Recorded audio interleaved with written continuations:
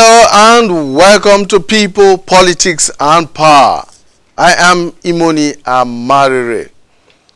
There is a growing consensus that Nigeria's unity is critical to its orderly development. It is just as crucial as the elimination of corruption, crime, and incessant killings of its innocent citizens. That is probably why there is impatience with issues that tend to divide rather than forge stronger bonds amongst the peoples of Nigeria. Now, creating a strong sense of common or shared values is important for holding a culture and its people together. Shared values contribute to shaping a national identity rather than having national identity shaped by such primordial sentiments as ethnicity, nationality, and religion. The shared values approach to nation building is perceived by a school of thought as capable of upsetting divisive forces that are damaging to the nation. This is why we are turning our attention today to the role of religion in building a more united and a more inclusive nation. It was Paul Aduje, a US-based Nigerian legal writer, who sought to know what Nigeria has benefited from being proclaimed the most religious people on earth. He went further to ask, how be it that Nigerians are feverishly religious? Some are quick to display their passion, their fervor, emotional and emotive reactions to religious issues and debates.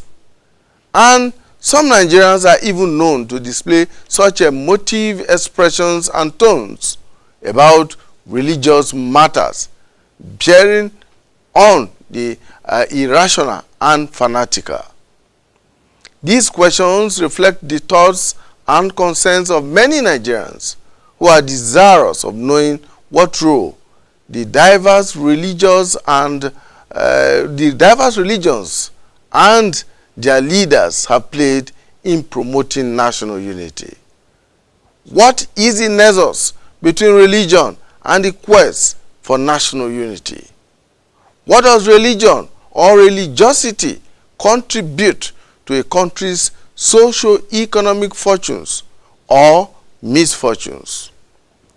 Well, with me in the studio to discuss this is Reverend Father Patrick Alumuku. Reverend Alumuku is a Director of Communications of the Catholic Archdiocese of Abuja. Welcome to the program. Thank you very much. Thank you so much for joining us. Thank you so much. Okay, before we go into our discussion, let's take a look back. A few days ago, that was last week Friday, leaders of the Christian Association of Nigeria met with President Muhammadu Buhari behind closed doors at the presidential villa, and they renewed their call for the federal government to withdraw the country from the Organization of Islamic Cooperation and other international religious bodies. They also asked that Nigeria should cancel all treaties it has signed with such religious organizations. Now, a short while after that meeting, same last Friday, Muslim leaders also met with the president at the presidential villa.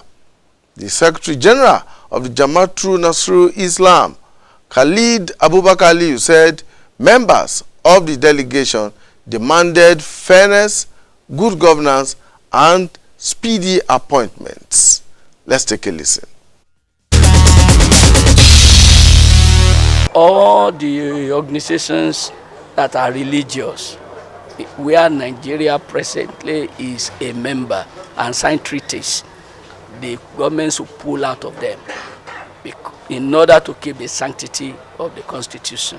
The issue of ASME is squarely addressed, and the president responded in the affirmative that it was as a result of the end of Gaddafi over there. People that they had given guns to moved down south and some of them infiltrated into our country, and they mix with the normal herdsmen that we used to have. All citizens of this country need to be treated justiciably and equitably and in fairness. This is really very important. The Nigeria of our dream, the Nigeria we need, is the united, indissoluble and cohesive Nigeria which guarantees equity, fairness, justice and prosperity for its citizens. That is our focus on people, politics and power. It is fresh, insightful, impactful. It's a must watch. People, politics and power on AIT. Join us to build bridges of unity. Thank you so much for staying with us. My guest is Reverend Father Patrick Alumuku. He is the Director of Communications of the Abuja Catholic Archdiocese. And together we'll be looking at the role of religion in nation building. What role does religion play in building a more inclusive society? This is a point of departure. Thank you so much, Reverend, for joining us. Thank you so much. Right.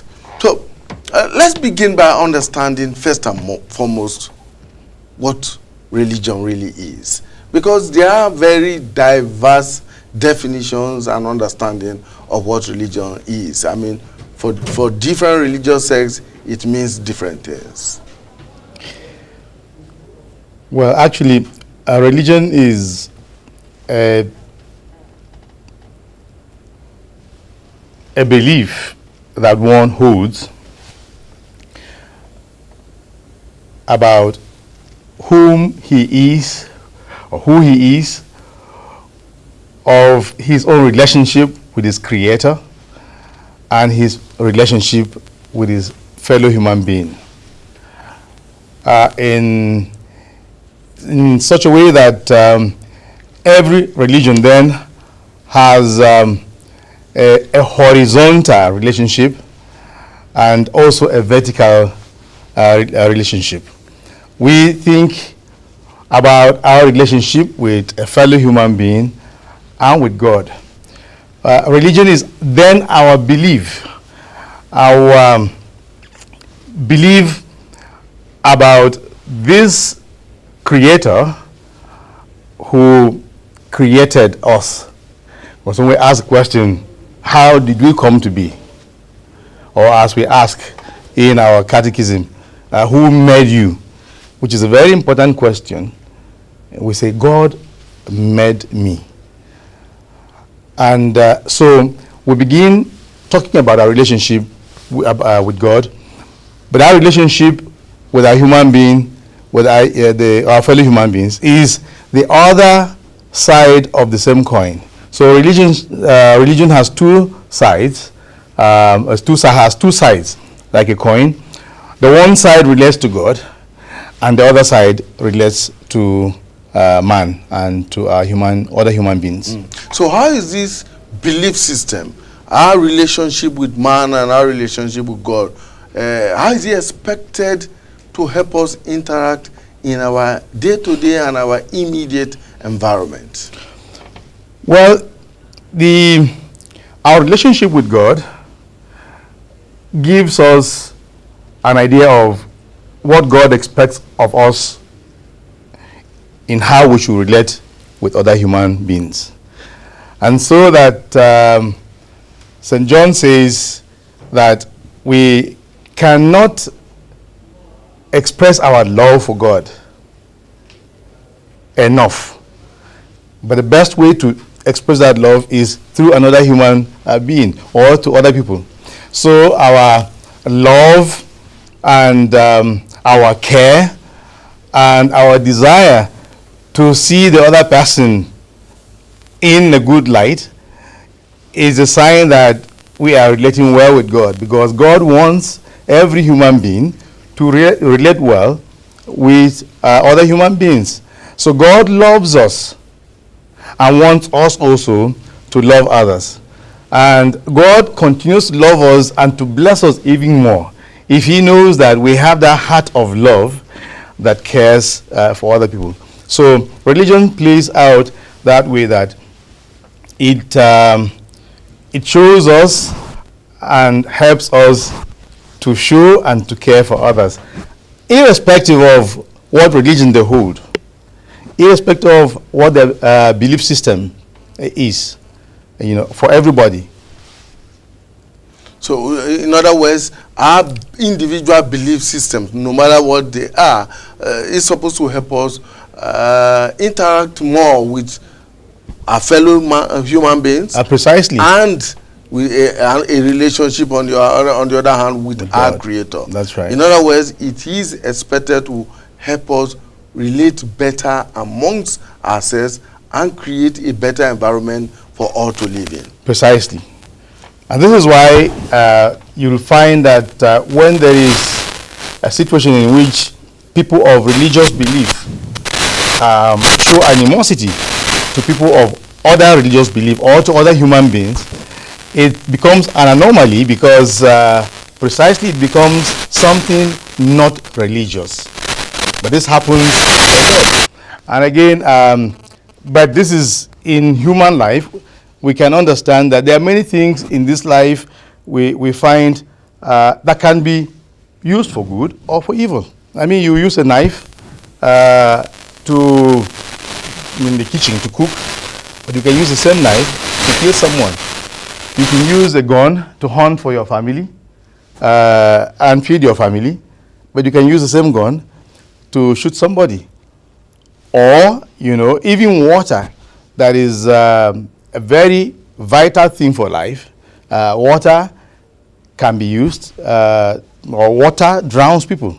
So, a religion, like anything in this life, needs to be controlled in such a way that it goes in the direction it ought to go and for the purpose for which it is meant to be. You seem to have just taken the wind off my sails, because I was going to ask you how functional or dysfunctional religion can be in any society. Yeah, well, religion ought to be able to promote peaceful coexistence in society. In such a way that people of diverse religious backgrounds should be able to work together, to live together, to interact together, and to promote the development of that society. But there is, like I said earlier, the possibility that religion can be used negatively. And it happens because people do not understand exactly what religion stands for. And therefore, when a person does not get very well taught about his own religion, he begins to use it negatively in ways that influence his own society in a more negative way and not as positive as it should be. So, as I said, then it becomes a problem.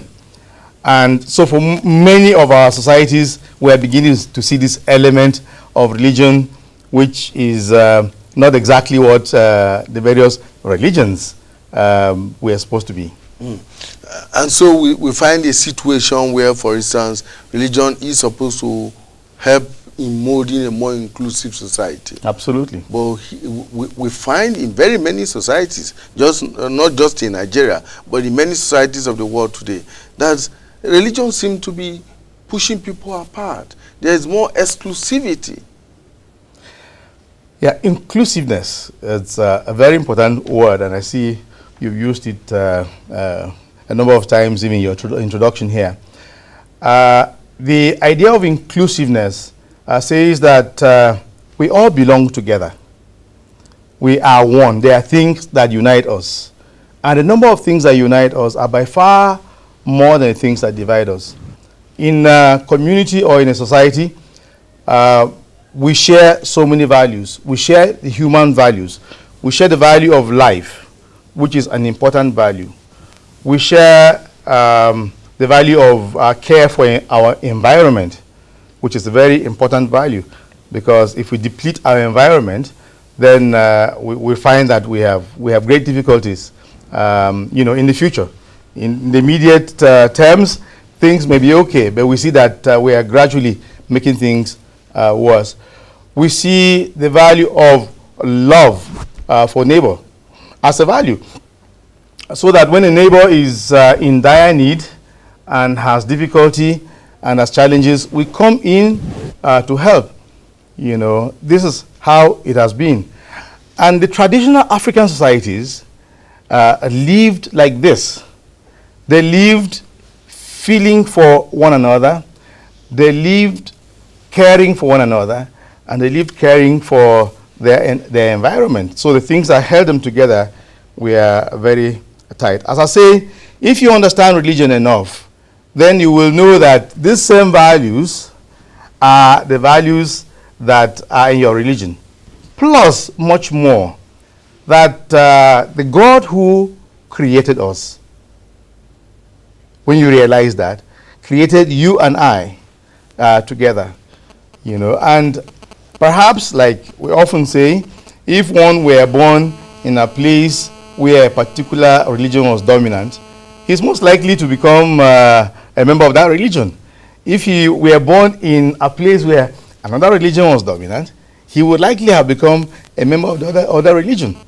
But there are things that unite us, and those are the things that we ought to hold as most important in our lives as members of a society or of a community. Now, talking about shared values, most religions, if not all of the religions around the world, seem to promote these 10 qualities of love, of selflessness, of contentment, the qualities that are needed to build a strong and inclusive society. But what we find in most societies today, Nigeria inclusive, is that of selfishness, corruption, and all those other social vices and selfishness that drive people, seem to drive people apart. Why is this so? Is religion failing in its duties in welding people together, or is it that people are just glorifying religion and throwing away those 10 values, those very fine qualities of religion that almost all the holy books talk about? Religion has not failed, and religion in essence will never fail. What we seem to see as a failure is the practice of religion in particular contexts and in particular situations. I think that one of the major areas of difficulty is found when a religion begins to have an inordinate desire to expand, of expansion, for example. When religions begin to seek expansion, the modality for that desire to expand are way out of the norms of religion. And sometimes they want to go by hook or by crook. And that is not a religious modality for doing things. And in the process, you also find people who are zealous, or perhaps better to say overzealous, about the desire for expansion, and therefore you'll find them no longer desirous of keeping the basic rules that guide their religion. And you will find this throughout the history of religions, that various religions at different times in history have gone into conflict with peoples, basically because they had a desire for expansion. The situation in Nigeria is no different.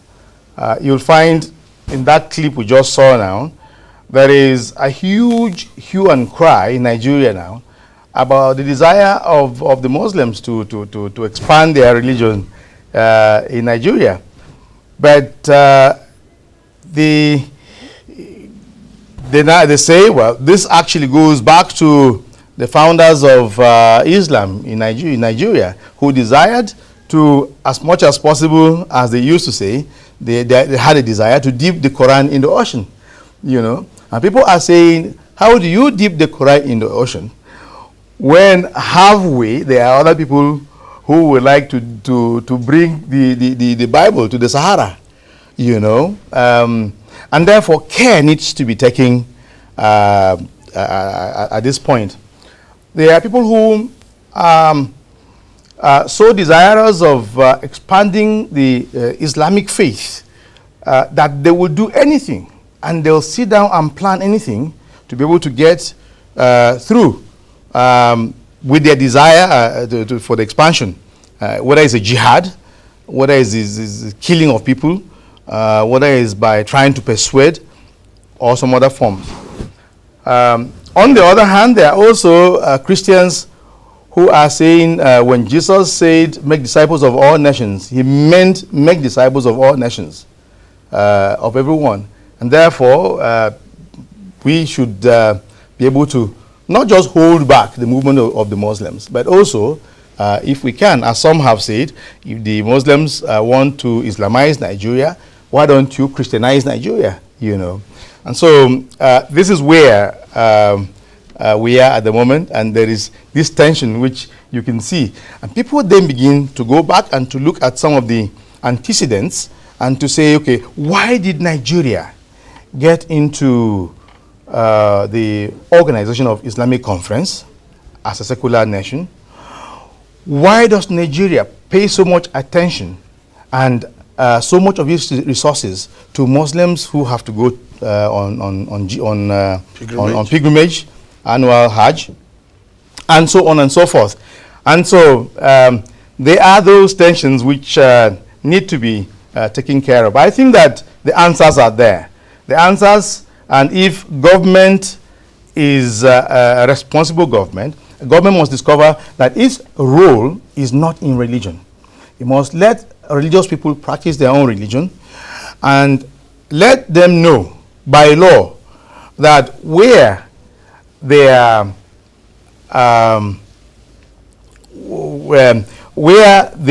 right ends is where the right of the others begin. You know, in other words, they must not, walk over the rights of others. Christians cannot make an attempt to overrun the Muslims in this country. It certainly won't be right. But by persuasion, people accept a religion. People accept a faith. So I think this is the way to go. But government must pull out of all religious activity and encourage a fair play, a level ground for people of various religious activities. And you will find that when that happens, then we will have peace in this country, just like our neighbors in other countries. There are neighbors in this West African sub-region where there are Muslims and Christians, and they live together because there's no interference of government in religion. We pride ourselves as a secular nation. At least that's what our constitution says. So now, how do we, as a secular nation, how do we begin to accommodate the religious thoughts and the religious beliefs of its diverse peoples? Because in addition to being people of different and diverse religions, we are also people of diverse ethnicities. We are people of diverse cultures. This seems to compound the situation, unlike in some countries, for instance, like Malaysia, where even though there are different ethnic groups, they seem to have something near a homogeneous religion. But ours is completely the opposite. We are diverse in culture, diverse religion, diverse in ethnicity, diverse in almost everything. How do we begin to accommodate ourselves in a secular setting such as this? I think the answer will go back to the Constitution, as you have said. We need to go back and address these issues. There are those who think that our Constitution is already pro-Islamic. In other words, it gives some advantage to the Islamic faith. There are those who believe that there are symbols that are Islamic, and in recent times, people have pointed at the motto of the military of the military in Nigeria, which is actually in Arabic. I believe the issue there is that Nigeria is an Anglophone country, and therefore whatever we do, we write in English. But when it comes to things that I think are so important, some are written in Arabic. You and I don't understand what all those mean. You know, so we're creating an atmosphere for misunderstanding unnecessarily that should not be there. So we would like to see a situation where Nigerians have a level playing ground, that government is not involved and does not participate and does not encourage any particular religion at any point. Now, when a Christian leader comes onto power, he has a difficulty trying to regulate that, because he's afraid that the Muslims are going to say, oh, well, because you're a Christian, you now want to have a level playing ground because you want to diminish the influence of Islam. When there is a Muslim president or leader, you know, he does not do anything because he feels that his people will say, well, you are not Muslim enough to be able to do that. But we need to have leaders that will have courage, enough courage to be able to say, we need to pull out of religion. Nigeria is not an Islamic country. Neither is Nigeria a Christian country. And therefore, we will concentrate on issues that are important for the development of our nation. We will try to entrench respect and tolerance for every member of the nation. We will try to have fair representation in government. We will work towards avoiding nepotism and working for peace and stability. You know, when the government begins to look in that direction, you will find that the religious tensions in this country will have been doused, and the government will make by far more progress, and development will come to Nigeria. A lot of what is holding Nigeria back at the moment is a lot of this tension that we are seeing. Now, Arabic, as I understand, is a language for all of the Arabs. When an inscription is written in Arabic, does it necessarily become an Islamic inscription? The impression that one gets is precisely that, because you don't know what it is. But also, there is an ambiguous position that you take as government in that particular position, particular place. Because if you decided, for example, that although we have everything written in English, but you use then Yoruba, for example, to write some expressions that are of national significance, people are going to question that, you know. So why do you do that? There are 250 ethnic groups in Nigeria. At least 250. At least 250. A little, you know, it's a contentious number. Yeah, because there are those who say we are actually over 625 ethnic nationalities. So Nigerians are very conscious of these of differences. You know, those differences we can use for our own unity, but for the purpose of making things work, you need to be able to let everybody understand what you are doing and pull them together. We belong together. This is the whole sense of inclusiveness, which you have underlined here several times in the last quarter of an hour. So to make everyone feel a part of the whole, you want him to necessarily see that he too understands what's happening, that he can participate. It is participation that is the engine that drives both democracy and development. And therefore, if we allow people to understand what is happening at all times, and we are as transparent as possible, then you can see that people are more willing to be able to do what they can do for progress and for development.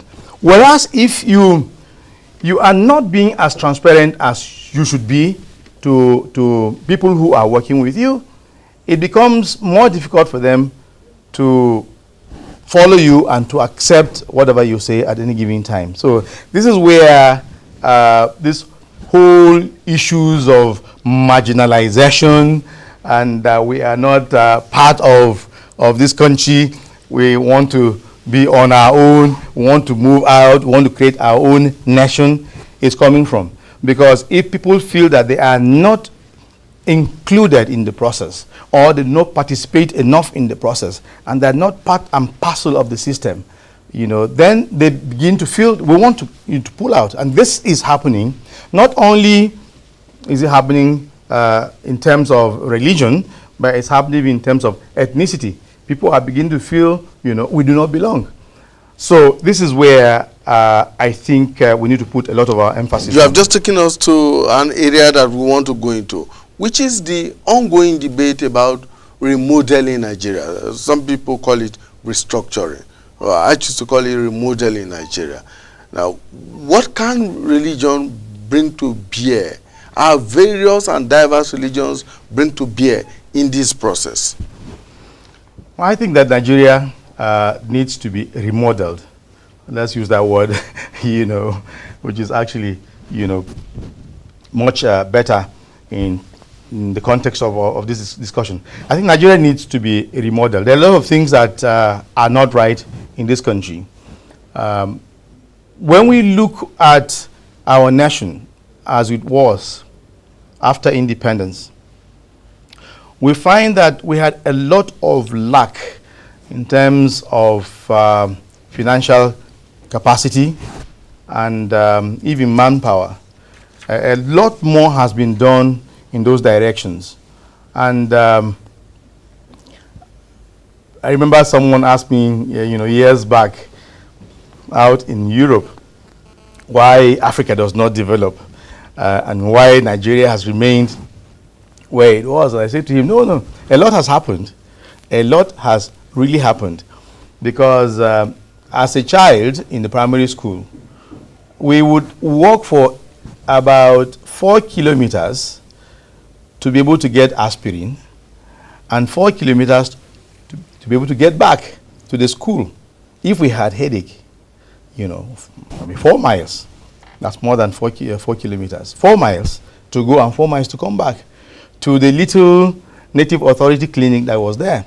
Things have changed dramatically, but we have not taken advantage of the huge capacity we've had financially and in terms of the human resources that we've had to change our nation.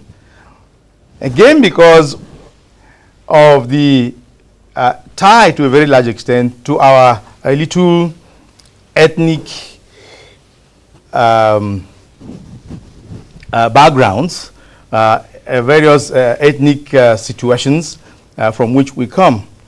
And as we speak, there are people who feel they are not Nigerians, who belong to this country.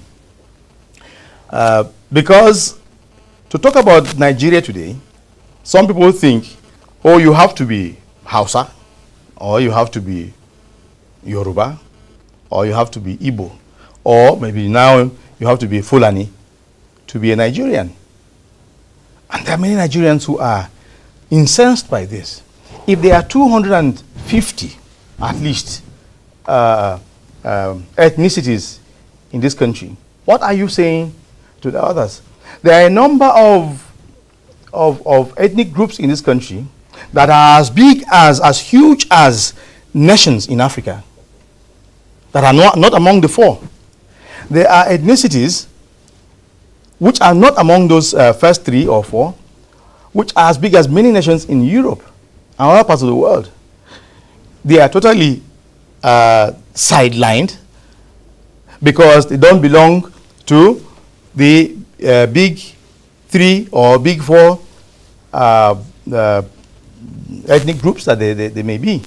So there is this feeling that some people do not belong. Some think they are actually, they don't belong because they don't belong to the right religious group. Oh well, in one government, if you are not Christian, you know, you don't belong.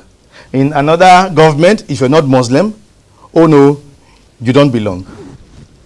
And even if you are Christian, you have to belong to a particular trend of Christianity, of those who are desirous of getting involved in politics. Otherwise, you don't belong. I mean, you know, those are the kind of trends that we are beginning to see. So I think that religion has a lot of role to play to be able to bring to the consciousness, and it has its capacity of bringing people together and of sharing ideas and of dialoguing, and therefore the various religious groups can come together to dialogue first about what unites us, but also to say that if we must move forward, we will have to allow everyone have a place in this nation, have a role to play in this nation, no matter where he comes from. He doesn't have to be of a particular ethnic group, but everyone counts. Everyone must be seen as somebody who counts. And that is when the Nigerian nation will come alive.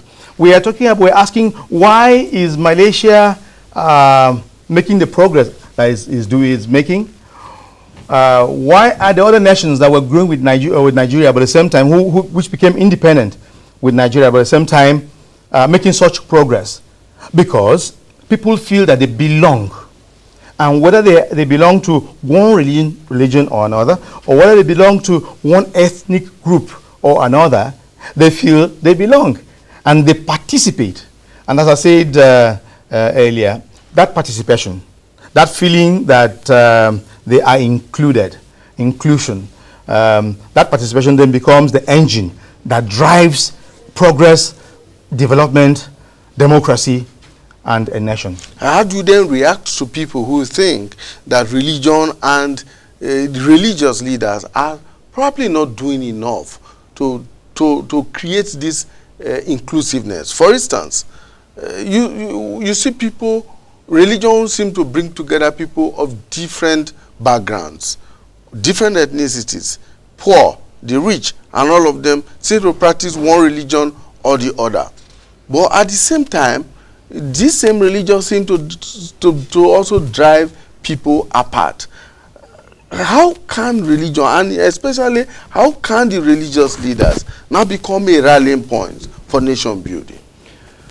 Well, I think that we need a few religious leaders who have the capacity to do this, to be able to call members not only of their own religion, but of other religions also together to dialogue.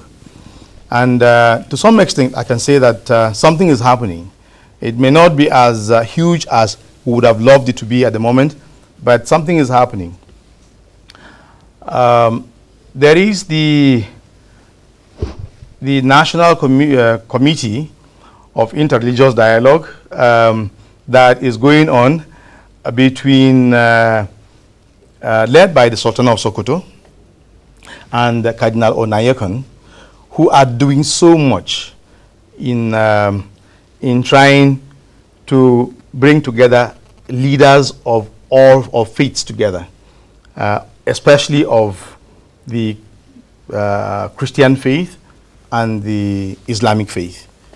And last year, one big example was a conference, an international conference which they organized here in Abuja, which was participated in by people from all over the world, Christians, Muslims, but also to include other people of other faiths. They brought in people who were from Asia, Hindus, Shintoists, Buddhists, and others together, you know, and people of traditional religion also, so that they can see, as we said earlier, what unites them together. We need many more examples of this nature. The problem, as I said, comes especially among those who are most desirous of expansion. And those tendencies are not only in the Islamic faith, they are also in the Christian faith. And there are Christian groups that are so desirous of expansion that they do not want to have dialogue, even with some Christian groups themselves. Not to talk of the Muslims. So there are two opposing sides right now in this nation, overzealous Muslims and overzealous Christians. And these are the groups that need to be looked at more closely. But once a religion is deregulated, once government has no more a role to play in religion, we will find that the tension that is arising by apparent background support, from one side or the other, that will be doused, and we can then have peace. What is the interaction? What is the interface between religions, faiths, and a changing environment? Let me put it in a different way. Yes. You see that some religions are more adaptable or more sympathetic. They seem to embrace change faster than others. Some are slower in adapting or embracing changes in society and all of that. What should be the relationship of religions to changing environment? We have societies that have moved from the medieval times to where we are today. Yes. And in each epoch, we have had to embrace new values, new systems, and all of that. Yes. Well, to a very large extent, leadership is important. Leadership that is forward-looking, leadership that is desirous of a continuous updating, that realizes that our society is not stagnant or static, that society progresses. Therefore, if we have a particular situation and particular challenges, that we should be able to find solutions to these challenges, is actually what makes a religion more open to possibly live in dialogue and to change. If you have a leadership that is not so desirous of knowledge, or a leadership that is not well formed, that can be a problem. That's number one. Number two will be the tenets or the dogma of a religion. In other words, sometimes a religion holds a particular point of view, and it becomes difficult for it to adapt. It may have made a mistake, and many religions have made mistakes of this nature. Sometimes religions held certain positions which were even scientific, which they had no capacity of understanding. Because in the past, for example, Christians had believed that it was that there was the earth was going round the sun, and so on and so forth. They had also positions on evolution, which were unscientific. But gradually, they discovered that some of the positions they had were not exactly what was, because they were proven scientifically to be wrong. And so I think that the point is to have leadership that is forward-looking, that has that's open to new ideas and to change. In our Nigeria of today, do we have such leadership? I mean, leadership from the religious angle that is adaptive to the changing times, that believes that, well, some changes have taken place. There need to be more changes, and we must begin to adapt to such changes. Are we beginning to have such religious leadership? I think that we are moving in a very good direction. We are having a leadership that is very progressive looking, and which is desirous of change, especially in our country. I think that when you pay attention to some of the leaders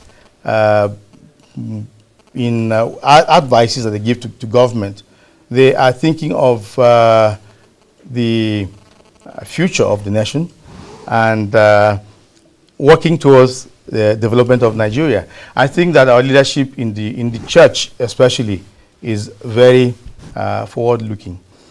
I do hope that we have that also in the other religions. And when I see the efforts that the Sultan of Sokoto, for example, is making in trying to dialogue, what we see, openly, practically, is an encouragement to us, because we think that, there is nothing that can happen here between religions without they talking together. And discussion, conversation, dialogue is a beginning point, because from there then you can move on to have peace and to have better understanding. Corruption seems to be a major sore point in our national life today. And all of those who are involved in one corruption or the other are people who hold fast to one religion or the other. And some people begin to think that perhaps our religious bodies seem to be failing society in failing to hold their adherents to account. I think that generally the situation in which we live affects members of every religious body or organization. And to that extent, then our society has a lot that is impinging on the progress that people of religious groups in Nigeria would have made. Our desire, our inordinate desire for money in this country is making people feel whatever they can do to make money is right. But this is wrong. And we need to be able to, as a nation, talk about this. Wealth is important, but what is not the highest value that we have in life? Human life is important. We must place values on what is by far more useful for us. And what is more useful, therefore, is not money, as it is life, as it is care for other people, and as is even knowledge. So when we place emphasis on the values that we hold highest in our life, we will find that corruption will naturally take its own place. It will go down, but we are not at the moment. We seem to glorify wealth. So people who, for example, have become corrupt and who have brought the wealth of the corruption back to the village are celebrated. In fact, their home chief is likely to give them a chieftaincy title because they brought back wealth. No matter what, people are not going to ask, how did he make his wealth? Just as it is in the church, where people are knighted and given titles in church, even when their source of income is not verifiable. Yeah, well, I like to differ a little bit here, because if in church people are known or even suspected not to have a verifiable source of income, they are generally not giving the recognition that they would want. I talk for the Catholic Church, which which I know well. It may have, if that happens in some other congregations, I am not too sure, because I don't know who has been knighted in other churches. But to a very large extent, I feel that if that happens, it is totally not right, and it should not be the case. Because already we see what happens at the rural or at the traditional level as something that is totally an aberration of what should be. So if that happens in church, it is condemnable and unacceptable. Thank you so much. Reverend Father Dr. Patrick Alumuku is the Director of Communications of the Catholic Archdiocese of Abuja, and he's joined us on People, Power and Politics on this bright afternoon. So take a look at the role of religion in nation building, and indeed in building a more inclusive society. Of course, Nigeria is a nation in quest of development, one that desires remodeling in order to attain its ultimate goals. Reverend Father Patrick Alumuku, thank you so much for finding time to join us. My pleasure. All right, that's our program for today. Please join us again when we bring you a fresh edition of the program, People, Politics and Power. I am Imoni Amarere. Do have yourself a wonderful time for the rest of today. Bye for now.